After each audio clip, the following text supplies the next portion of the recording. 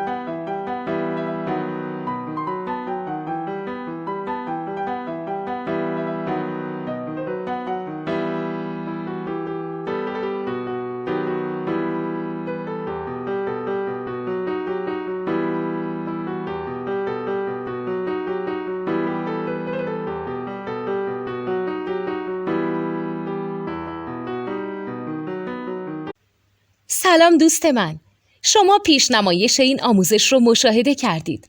برای دیدن آموزش به صورت کامل میتونید به وبسایت نوت 2 که مرجع آموزش موسیقی هست مراجعه کنید.